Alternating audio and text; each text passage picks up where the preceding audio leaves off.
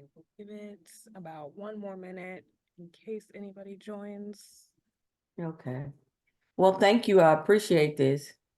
Well, thank you for joining. This is definitely something that is a little new for me, but definitely relevant.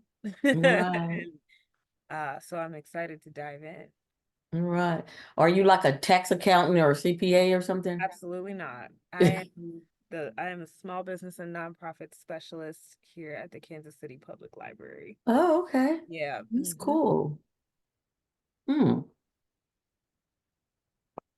All right, might as well go ahead and get started. Welcome to our attendee live and to anybody who is watching playback. My name is Hadiza Saadu. I am the small business and nonprofit specialist based out of the Central Library of the Kansas City Public Library System. And today's virtual program is called Putting Your Tax Dollars to Work, Examining 990 Forms.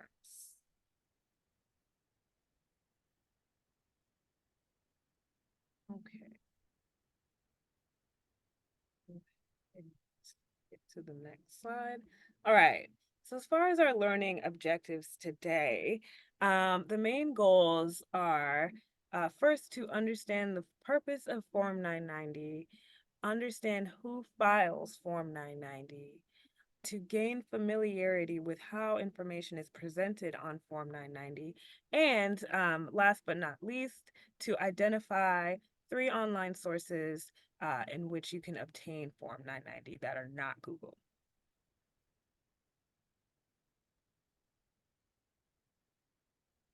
Okay, so what is a 990? For those of you watching or for you in attendance, you might have some familiarity with the 990. I'm going to run down a few facts about Form 990 that you can see here on this page.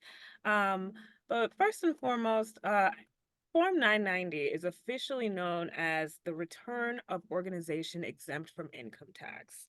And so what this form does is it provides information about any nonprofit organization or any tax-exempt organization in the United States. It's also used as a whole to prevent tax-exempt organizations from abusing their tax-exempt status by basically holding them accountable to reporting standards. So Public inspection IRC 6104D regulations state that an organization must provide copies of its 3 most recent 990 forms to anyone who requests them. So you can request this by mail, in person, by fax, or by email. And this is through the IRS if you are looking to get more information about any particular nonprofit organization and you, for some reason, can't find that information online. Oh, I have a question. Yep, go ahead. Okay, so if you file like the 990 postcard, which is just answering those questions, what is it, about 4 or 5 questions? Do you need to provide that to anyone since they can just go on the IRS website and get that information? If you're representing a nonprofit organization, Yes, because they can just go on your website and get isn't that information on the website? Your, so I don't think I can answer that question just because I'm not a tax expert. okay, The, okay, the purpose of this session today is to just examine the Form 990. So okay, got you. I'm not gonna be able to answer questions about what should a nonprofit organization do with their own Form I 990. got you. Yeah, Okay. that's definitely gonna be Mhm. out of my wheelhouse. So I wouldn't want to Okay, lead you astray there. okay. Okay. Okay. So just a little bit of history, some historical background on the Form 990. I want to just kind of frame this. I started off at the library here about 5 years ago, and I was solely the small business specialist and worked with people that were wanting to start a nonprofit.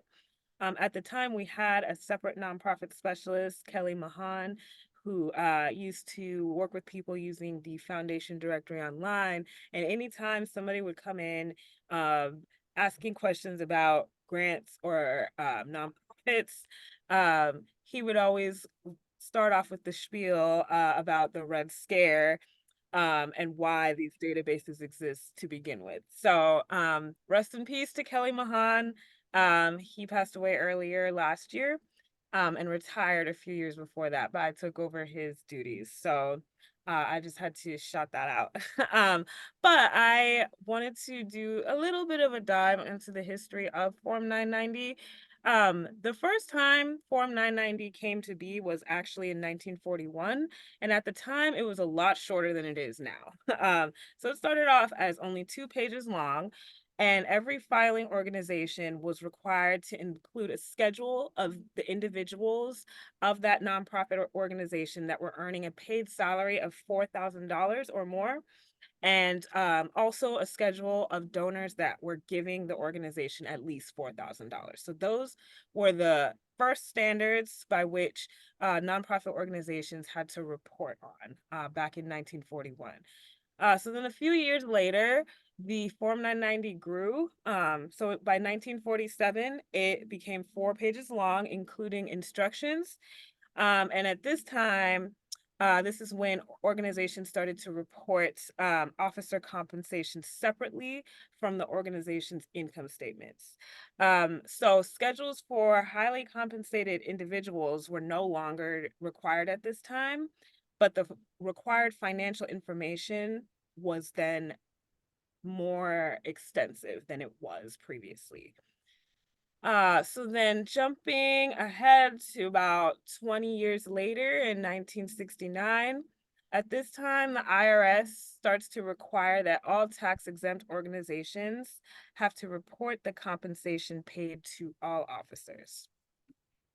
And then a few years later, 1976, Form 990 lengthens to 6 pages, including instructions, and then also includes 8 pages for Schedule A. Then we jump ahead to the new millennium, 2000. Um, that is the year that political organizations started to be required by the IRS to file Form 990. So up to this point, political organizations were not filing Form 990. So it's only been about 24 years now that we can see the income and the giving patterns of political organizations. And this is also information that you can find using certain databases in the political sphere, but we're focused solely on nonprofits for today. Okay, so then in 2007, the IRS then revises Form 990 to require significant disclosures on corporate governance and the boards of directors. So this is where the IRS is starting to require more kind of narrative information about what does this nonprofit do, what are the goals of this organization, and how do you operate internally. Um, then by 2010, they changed the threshold for the different forms 990. So the overall form 990, which doesn't have any of the letters behind it, and we'll get into that in just a second. They changed the threshold from 100,000 to 200,000 in minimum assets. Oh, sorry, in receipts, and then they changed the minimum threshold of assets from 250,000 to 500,000. So they doubled the threshold for the receipts as well as for the assets required of an organization.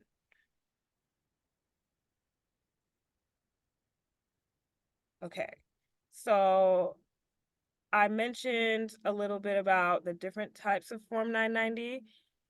So answering the question of who must disclose, any tax-exempt organization, non-exempt charitable trusts, and Section 527 political organizations that are as required by Section 6033 of the IRS tax code are organizations that must file Form 990. The Form 990 EZ, or short form return of organization exempt from income tax, can be used by most organizations that have gross receipts that are less than 200,000 and assets less than 500,000. So if an organization is earning or is bringing in less, I want to be careful of using the word earning because we're talking about nonprofits. So if an organization is taking in less than $200,000 and has assets totaling less than $500,000, they don't file the regular Form 990. They file the Form 990 Easy. Then there's another form called Form 990N for small organizations, or the which is probably the vast majority of nonprofits, especially the ones that are seeking grants. Um, Form 990N is for small organizations whose gross receipts are $50,000 or less, normally. Then finally, we've got Form 990PF, and this is for private foundations, and it includes fiscal information and a complete list of grants. So these 990s are what donor organizations, also known as foundations, use to disclose the grants that they have awarded. Okay. So I don't know if anyone on joining today has taken a look at the most revised version of Form 990. This is Form 990 2023. We're just gonna take a brief look at this. I want to point out a few things that are very important to pay attention to if you're taking a look at a 990 to just kind of understand more in depth what an organization is doing as far as, or how an organization is doing, whether this is an organization that you as a grant writer want to seek funding from, or if it's an organization that you want to partner with in some way. Examining a Form 990 is a really great way to get very important information about any tax exempt organization.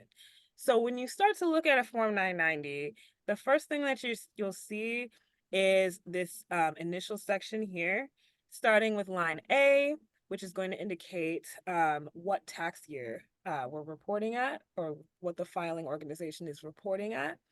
I want to point you to section B here, check if applicable. Um, if the organization has gone through any changes, as in an address change or a name change, this will be marked. If the organization has since dissolved, you will know that the organization has done so if they have selected that this is the final return / terminated. So that's important just to be aware of in case you are looking at an organization over several years.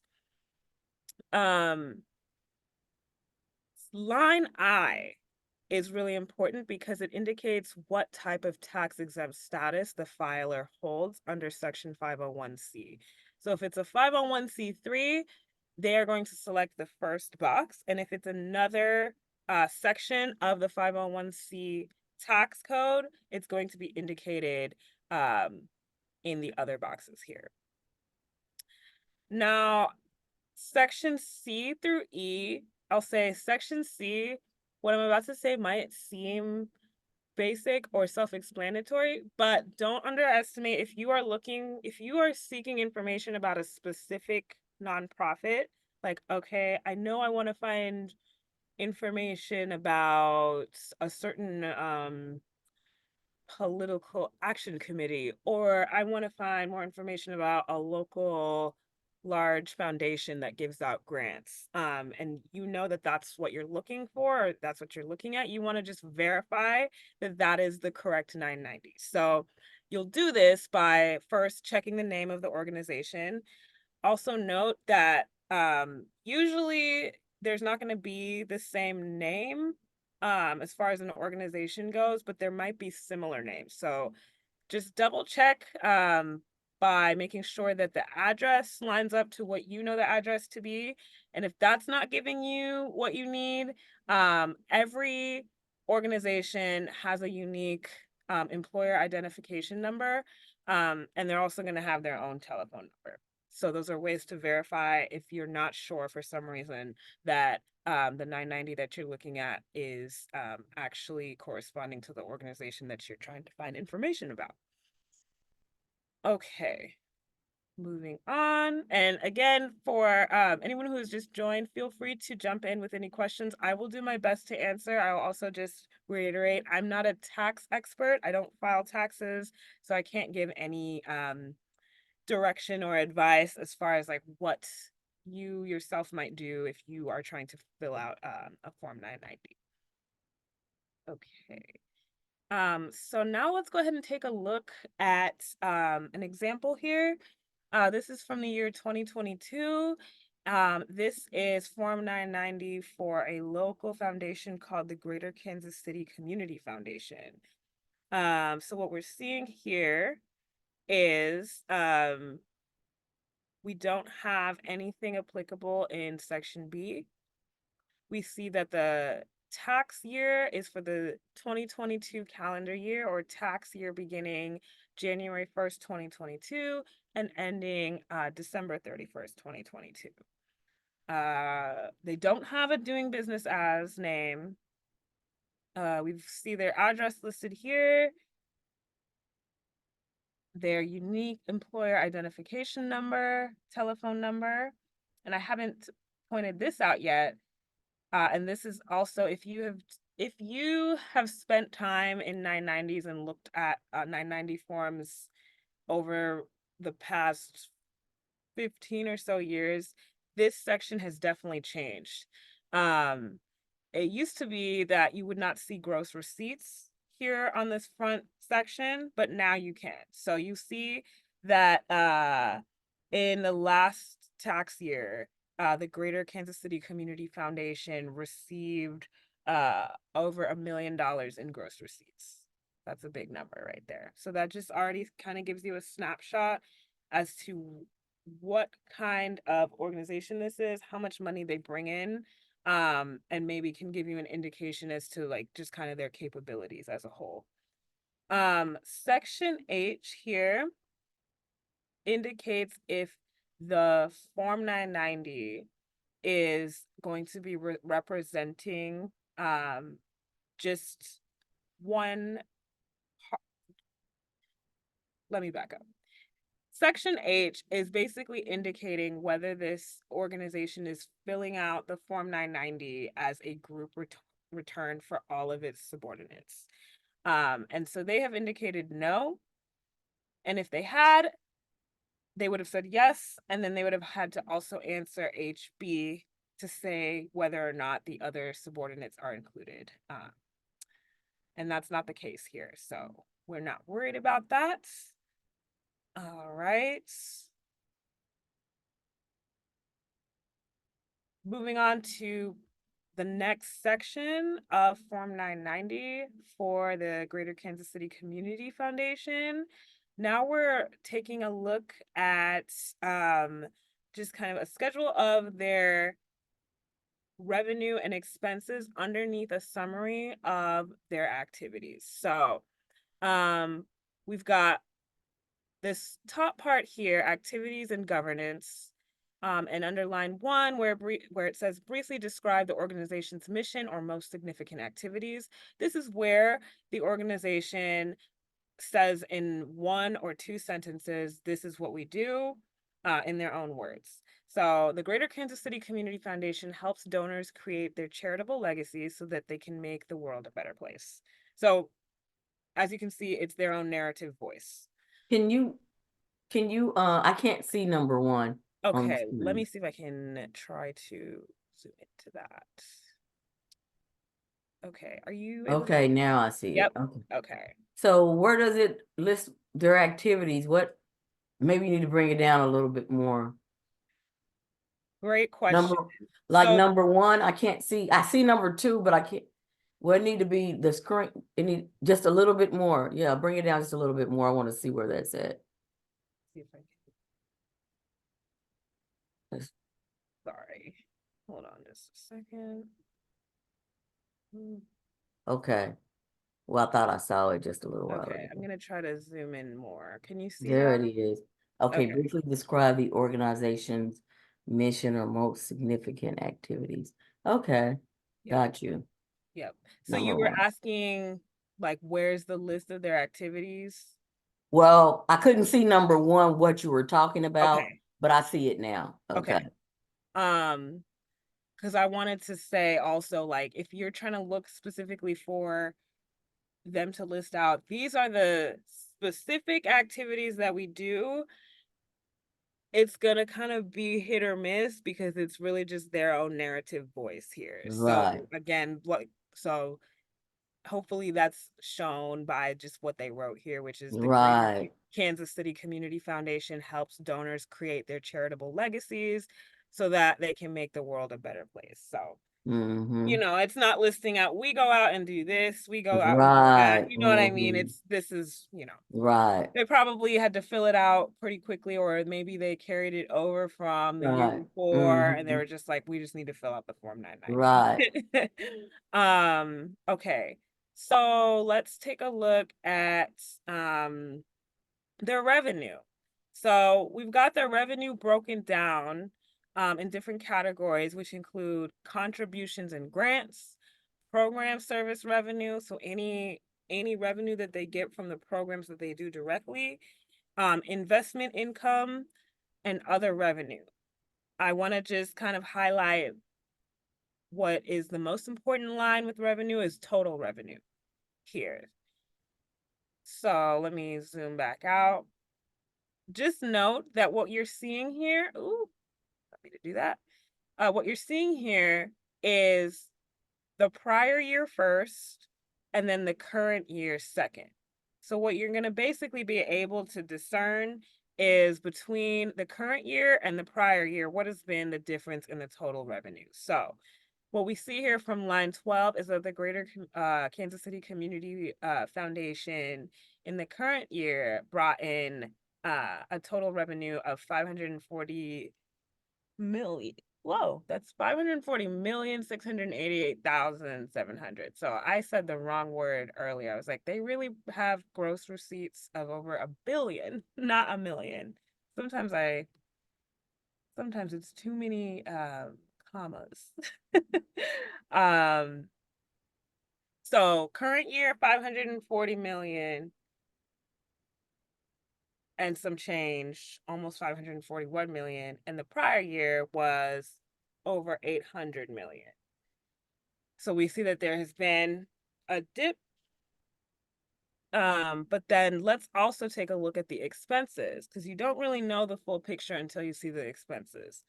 Um, they, again, much like the revenue, they have the expenses listed out in different categories. So first, grants and similar amounts paid. So these are the grants that the Greater Kansas City Community Foundation is giving out, which is going to be something that would be important to look at if you're trying to see, if you're trying to discern how much does an organization give out in grants.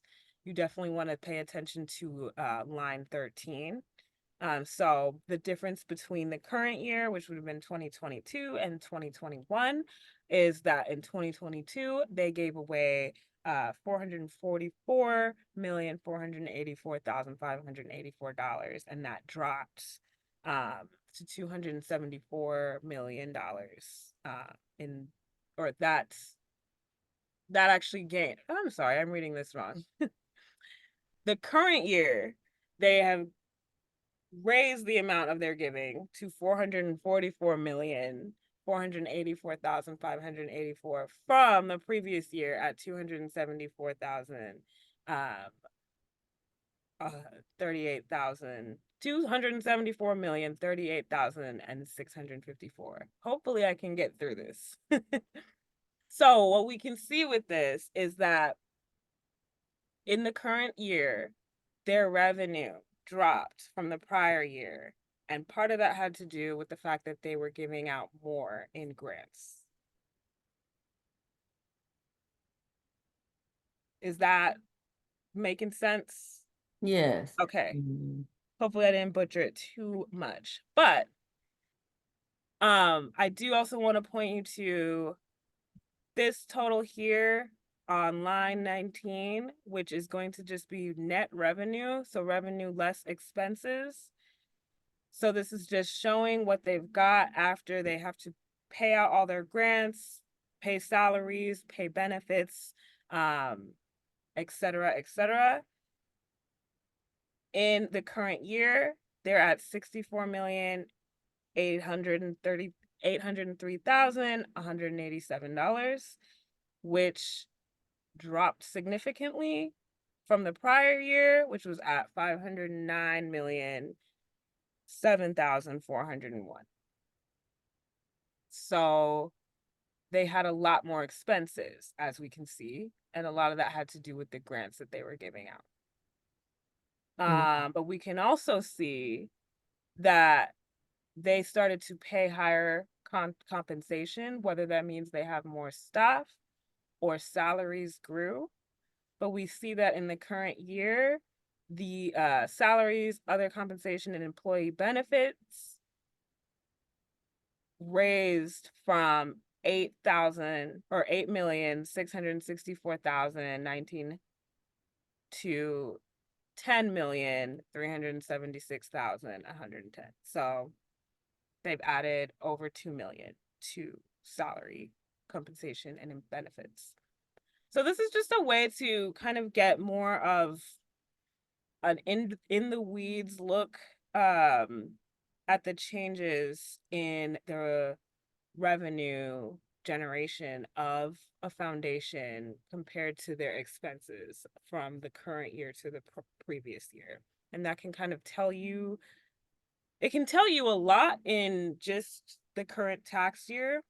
But what's really going to tell you more is if you compare these same lines to the previous forms 990. So you would want to definitely look, if you're trying to like paint a bigger picture of this, you definitely want to look at forms 990 from 2021, 2020, 2019, just to get a broader picture, to kind of even out what the narrative might be, especially when we see these large changes between the prior year and the current year.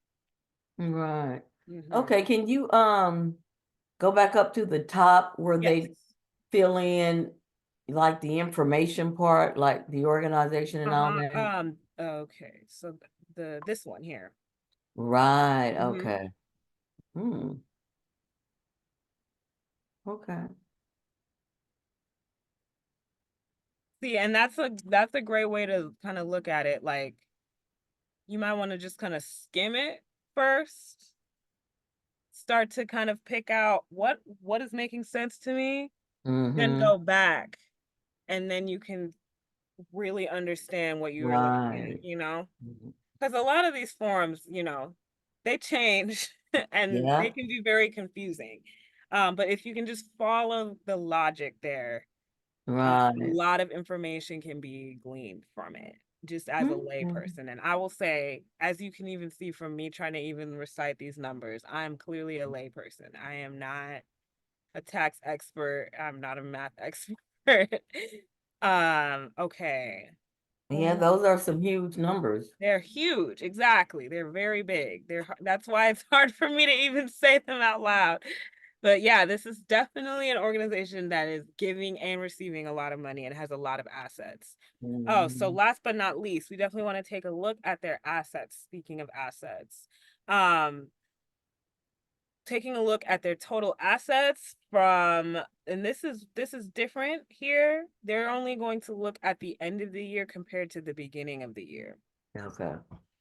So here we see that their assets are in the 2 billion range, and that has fallen slightly since the beginning of the year, but still in the 2 billion range. Their liabilities are a lot less than their assets, which means that they have net assets. Um, so their liabilities are in the millions. Their liabilities decreased by the end of the year, which tells you something about their financial practices.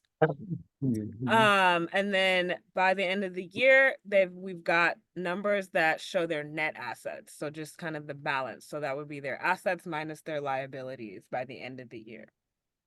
and we see that their net assets grew or they dropped.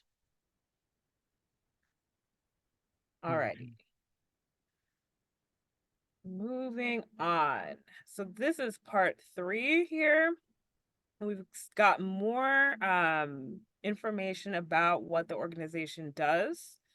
So under line 1, we've got briefly describe the organization's mission, and what they say is the Greater Kansas City Community Foundation's mission is to improve the quality of life in Greater Kansas City by increasing charitable giving, education, and connecting donors to community needs they care about and leading on critical community issues.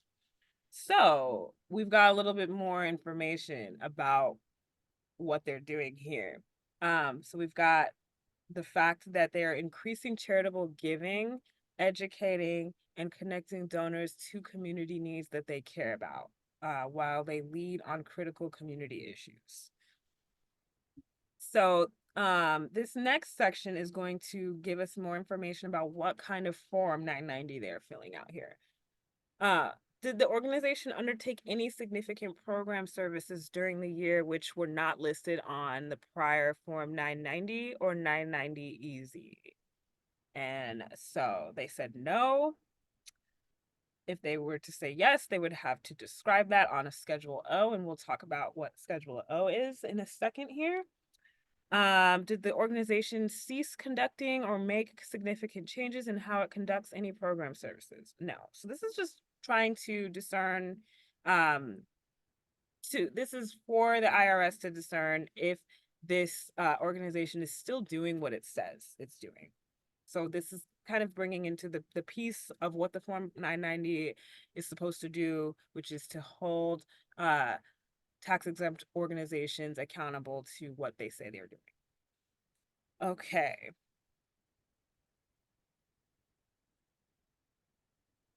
4, describe the organization's program service accomplishments for each of its 3 largest program services as measured by expenses. So this is where it's like, all right, so you have incurred these expenses for your programs. What exactly were those programs? And this is the section in which they write that out. So what they say is they're increasing charitable giving. Community foundation donors use their funds to grant to their favorite causes.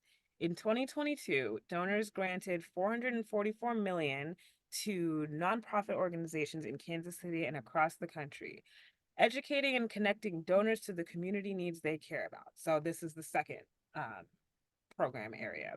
The Community Foundation works donor by donor to provide research and resources to assist with their giving, including personal and family discussions about legacy and values, competitive grant programs, and guidance on charitable landscapes.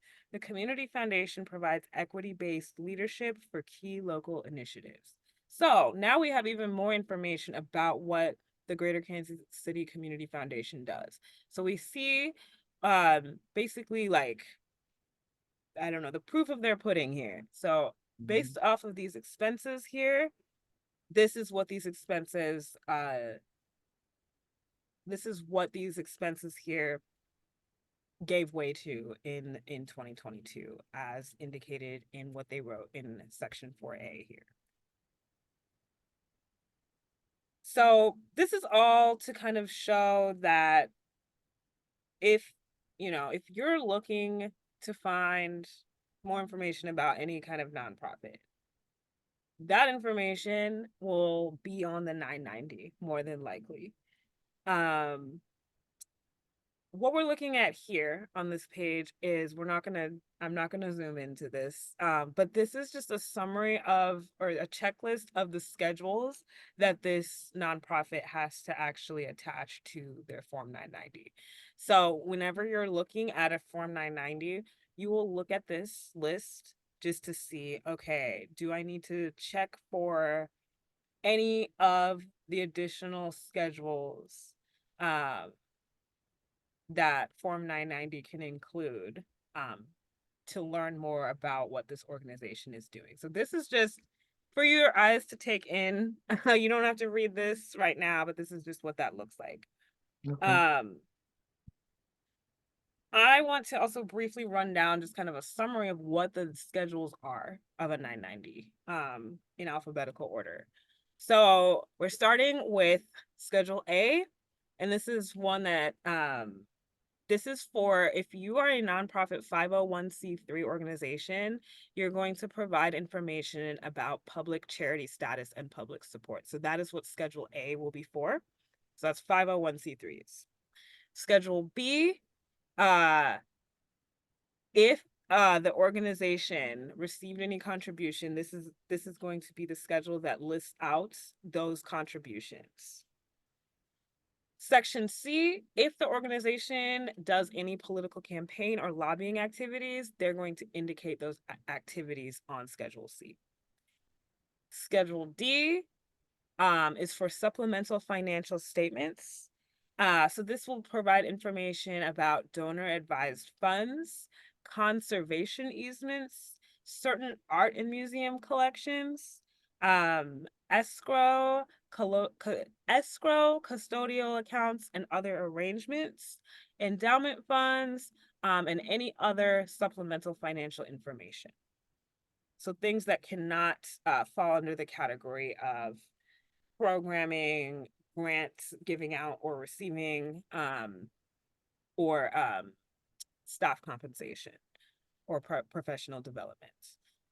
Okay, Schedule E is for schools.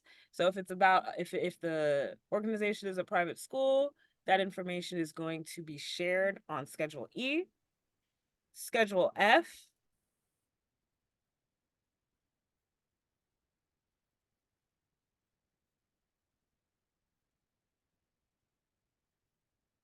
I accidentally muted myself. How long was I mute for?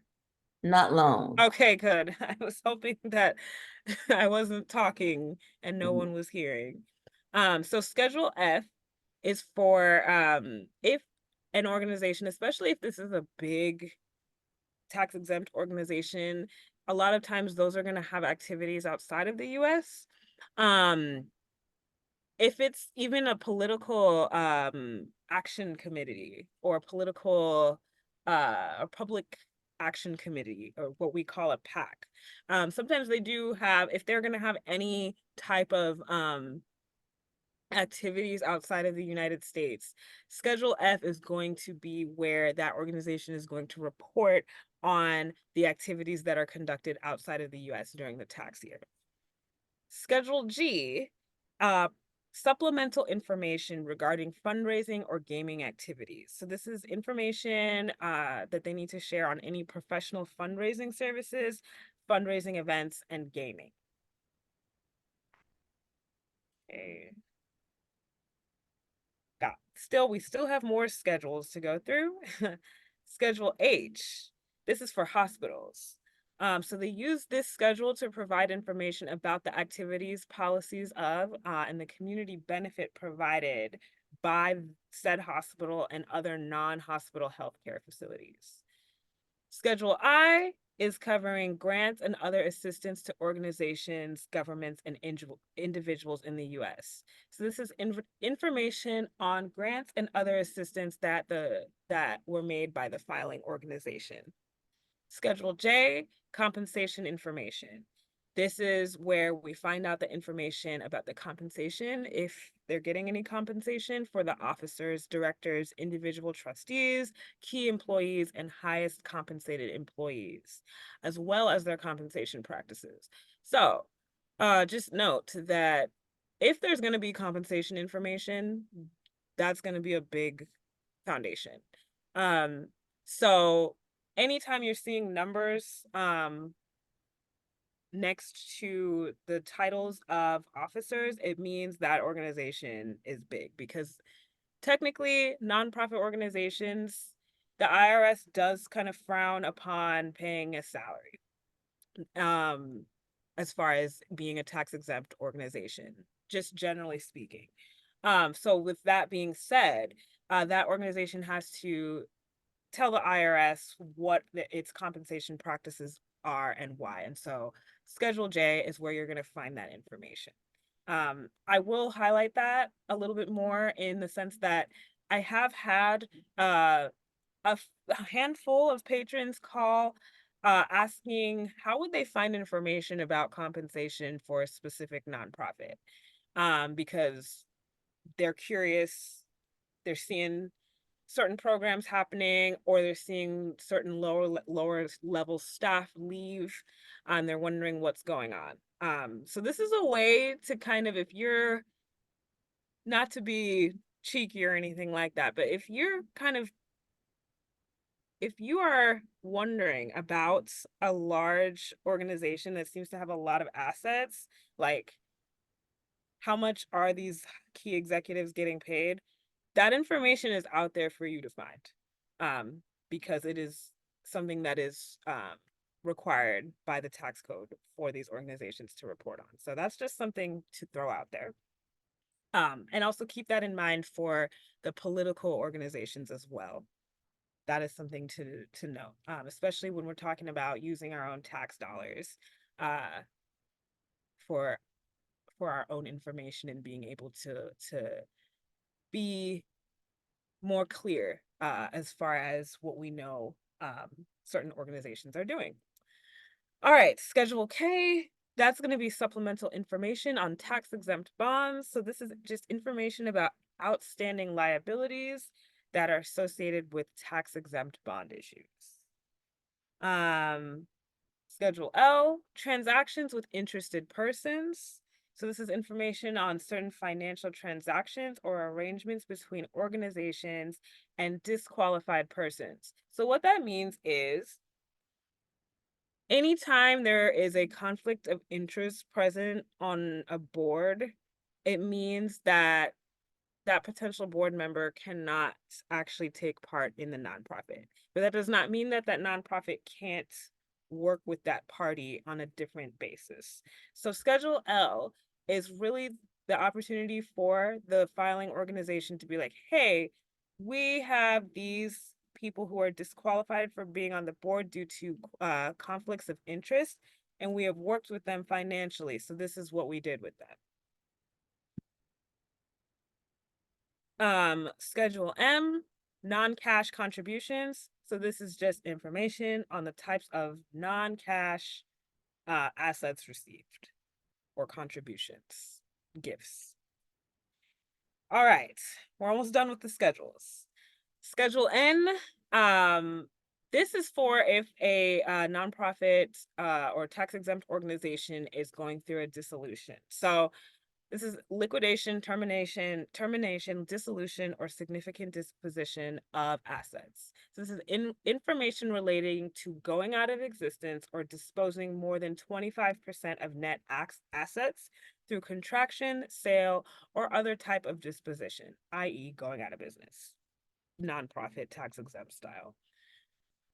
Schedule O, supplemental information. So this is just narrative information that's required for the responses on Form 90 and 990 EZ. So this is just where the filing organization has a chance to expand upon certain questions that are present in the earlier pages of Form 990. And then last but not least, are related organizations and unrelated partnerships.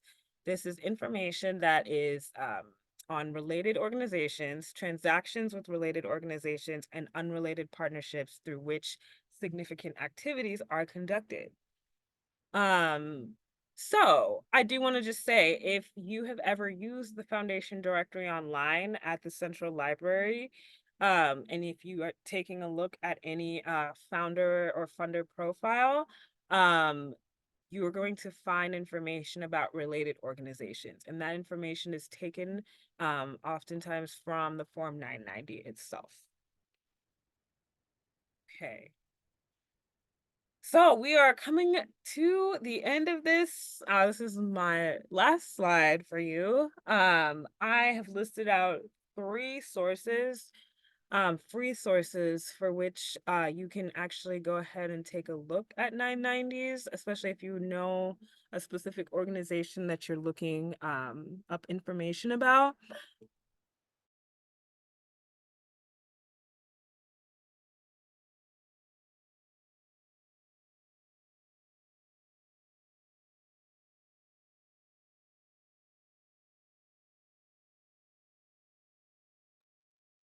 Can you hear me? Hello?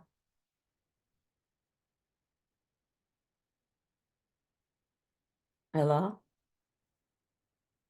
I think you froze up.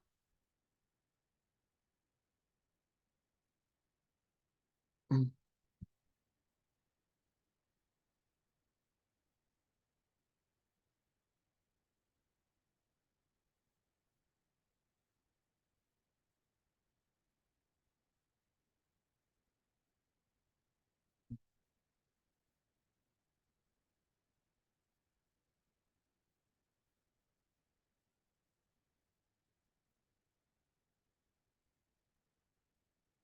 Good thing I got that before you went out.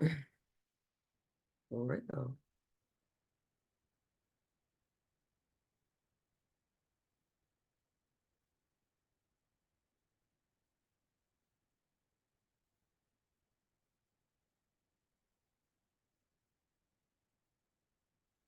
Maybe that was a lion. But what does it say? Apologies. Yeah, you froze up for a minute. Yeah, my computer crashed for a second. Luckily we were right at the end. Right. Are you seeing my screen? Let's see. With the three places other than Google Yes. to find, okay. Yes. 990's online. Awesome. Okay, so I'll briefly talk about each of these three sources here. So I will say you can just go straight into Google, and if you have a specific organization in mind, I want to find the 990 for whatever foundation. You could literally just Google Form 990, whatever organization, and you're more than likely going to find different sources that will have that available for you. But if you want to use more specific tools, um, that will take you directly to the organization's 990, we've got one tool here called Candid or GuideStar, and they've got a search here. I'll show you what it looks like in just a second. Hopefully, it takes us directly to the page. All right. And now I'm going to do a new screen share. This is what it looks like here. So in the GuideStar search, all you have to do is just type in the organization name. You could also do a broader search here if you're trying to find a list based off of certain criteria. Say you want all of the information in a certain state and zip code. Um, you can do it that way.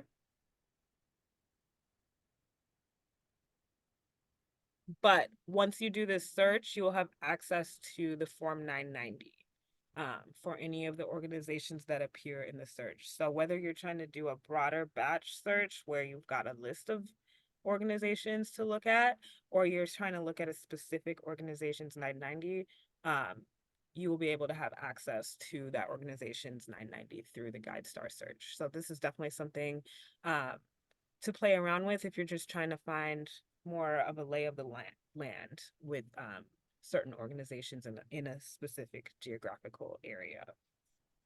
Okay, so So that is this a free service? this is free. Yeah, this is absolutely Okay. free for you to use. And you can create a profile with it. Yeah, so all of these are free. Okay. Um, okay, let me get back to our PowerPoint here. Okay, the next is the go direct to the IRS. I've been playing around with this a little bit. Um, so I'm getting more and more familiar with how this tool works. But basically it's similar to the candid search here. But you can just search for a tax exempt organization by using their tool. Let me go ahead and do a new share. This is what the page looks like here, the tax exempt organization search tool. And so what you'll find with this tool is the organization's eligibility to receive tax deductible contributions, as well as their tax exempt status and filings. Um, so they've got the 9990 the Form 990 series returns, the Form 990N, Hub 78 data, automatic revocation of exemption lists. So that's a way to check if the organization is on that list. Are they still actually tax exempt or not? And then determination letters. So you can find a lot of information directly through the IRS itself. Okay. And then last but not least, we've got the foundation directory online, which is available at the Central Library. Um, and so this is a link here that I'm about to share here on my screen. All right. This link is the digital catalog entry. So it provides a little bit of information on what Foundation Directory Online actually does. But once you access it, this tool is really great to help find potential funding prospects. And if you know the specific organization that you're trying to look up, you can just search by organization and put the name in this box here, organization name, and do a search. And once you do a search, you'll have access to the 990 of the organization here. So I'm going to go ahead and put in Greater Kansas City Community Foundation here, since that's what we were looking at. And I'm going to do a search. And I'm going to click here. So anytime I'm looking at an entry in the Foundation directory online at any profile, usually we're going to have access to that organization's 990s. So we're looking at the Greater Kansas City Community Foundation profile. We've got several different sections to look through. I'm going to point you specifically to the financials section where they're going to list out the assets and the giving, as well as the 990 forms. So they have the 990s of this organization all the way to 2002. So you can do a very deep dive if you want to. But it's all in that place. And you don't necessarily even have to download it outside of here. But if you are, I would probably recommend downloading it just because you only have access to the Foundation directory online at the Central Library. So you can So you download. have to go into the library? Okay, you can't do it online. Okay. Yeah. So if you don't want to, if this is great if you're trying to find a list of prospects as potential uh foundations to reach out to for a nonprofit. But if you're just trying to find 990s, you don't need to make a whole trip down to the library to get on Foundation Directory online. You can definitely peruse the IRS. You can use the Grant Space website, and that way you don't have to make a whole trip. If it's just Okay, so they don't like have these at Blueford and Southeast Library? no, they don't have the Foundation Directory online at Southeast or Blueford, unfortunately. I wish it was different, but Oh, unfortunately, that's just okay. not the case. Yeah. So this is just to show you can examine a 990 through Foundation Directory Online. If you are at the Central Library doing other work in the Foundation Directory Online, this is also here for you. So I'll go ahead and stop that there. Uh, do you have any questions? Well, I think you did pretty good with explaining the forms. Because like you said, you're not a CPA, so you're not trying to get off into any in debt. But yeah, I think you did pretty good. Well, I can't think of anything right now. okay. Well, I definitely appreciate your presence here.